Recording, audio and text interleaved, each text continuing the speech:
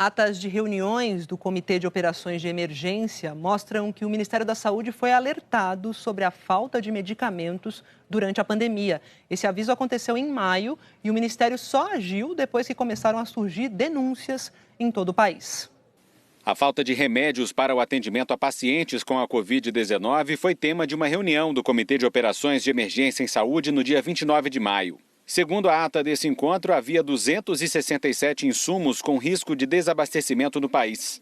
Uma observação foi classificada na ata como importante: não fazer divulgação dos dados. Em junho, como mostramos aqui no Jornal Hoje, o estoque de medicamentos estava baixo em vários estados. Nos hospitais de Belo Horizonte, faltavam medicamentos usados para entubar pacientes, como relatou esse enfermeiro. Colegas estão dividindo a ampola. A gente vai ter que acabar fazendo uma escolha de Sofia também, infelizmente. O problema também foi registrado por um profissional de saúde de Cuiabá. Está acabando, está faltando sedação no hospital referência Covid. Não está tendo mais pancurônio, não está tendo mais rocurônio. Os médicos toda hora têm que ficar trocando sedação dos pacientes. Está um estado calamitoso. A farmácia tem dia não quer liberar midazolam. Então, esses pacientes aí correm um sério risco de ficar sem sedação, acordados com tubo na boca. Que situação. O último levantamento do Conselho Nacional dos Secretários de Saúde mostra que o problema do desabastecimento persiste.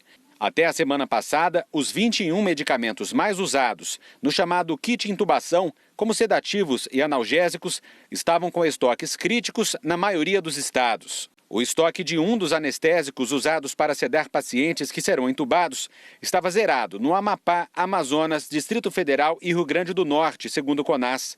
No Paraná, o secretário de Saúde disse que os estoques só duram mais alguns dias. É muito grave a situação e eu sou obrigado a dizer isso. Essa situação está passando de uma situação de falta para uma situação de calamidade. No Tocantins, tem medicamentos que já acabaram e outros que os estoques só duram mais um dia.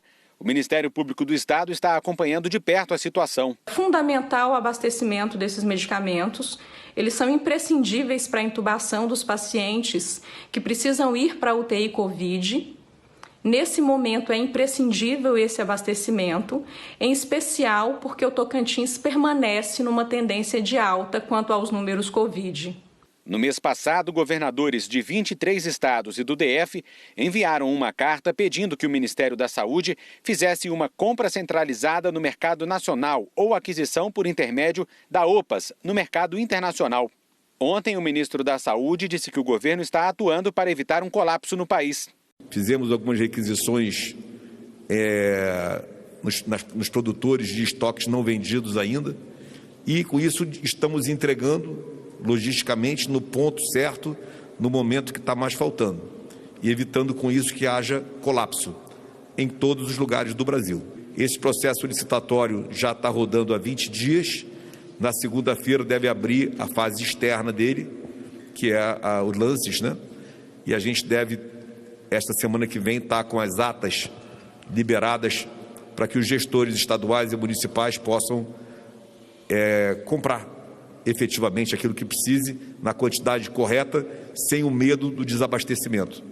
A gente vai estabilizar o mercado, vai voltar à normalidade dos medicamentos. O mesmo comitê que recomendou não divulgar os dados sobre os estoques zerados de remédios no Brasil, dedicou pelo menos 8 reuniões nos últimos 2 meses para tratar da fabricação e distribuição da cloroquina, apesar dos estudos mostrando a ineficácia desse remédio no tratamento da Covid-19.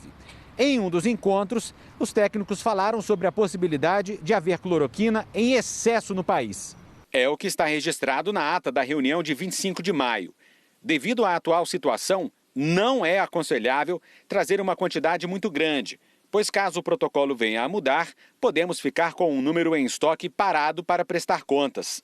Essa reunião ocorreu 5 dias depois de o Ministério da Saúde atualizar o protocolo e permitir a prescrição de cloroquina até para pacientes com sintomas leves da Covid-19. Na ata ficou registrado que o governo iria trazer 3 toneladas de insumo farmacêutico ativo para o Brasil. A preocupação dos técnicos com o estoque excessivo acabou se confirmando. Na primeira reunião de julho, o comitê revelou que o Ministério da Saúde tinha mais de 4 milhões de comprimidos de cloroquina em estoque.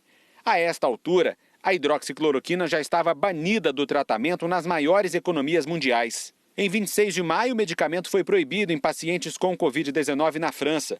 No dia seguinte, a Bélgica recomendou o uso apenas para estudos clínicos. No dia 29 de maio, foi a vez da Itália suspender o uso em pacientes. Portugal suspendeu o uso em pacientes no dia 4 de junho.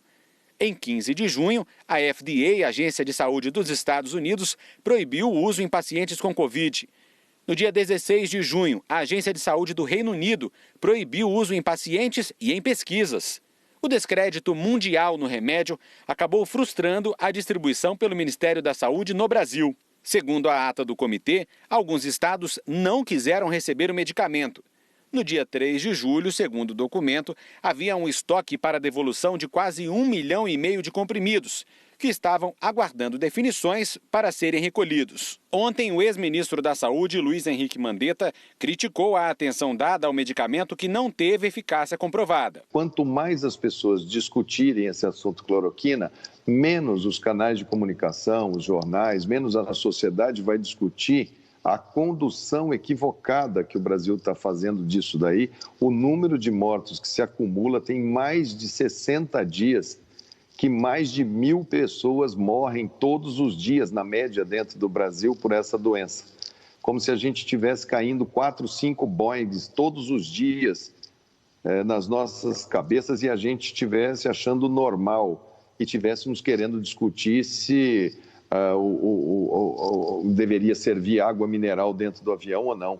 O fato é que existe algo muito equivocado nessa posição do presidente, passa uma desinformação para a população. O Ministério da Saúde foi tão inconsequente que ele liberou para uso em grávidas, em gestantes.